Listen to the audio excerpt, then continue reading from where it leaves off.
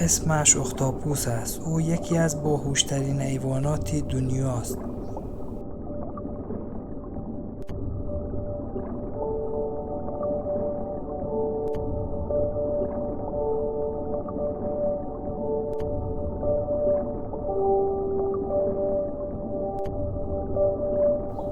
باز کردن در شیشه فرار از ظرف. او میتواند در ظرف‌های بسته را باز کند و خودش را آزاد کند.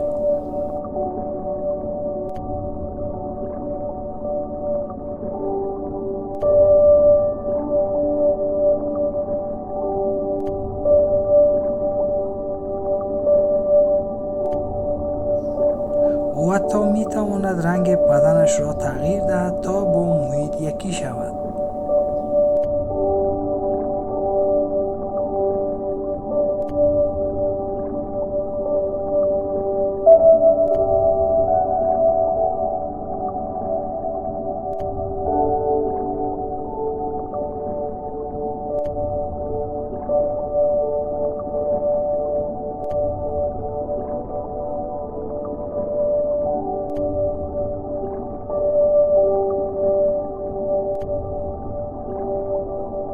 او از کوچکترین سوراخ‌ها هم فرار می‌کند. واقعاً شگفت انگیز است. اگر انسان بود بدون شک این نابغه واقعی می بود. اگر از دانستنی‌های جالب خوشت میاد لطفاً کانال حمید درایو را دنبال کنید.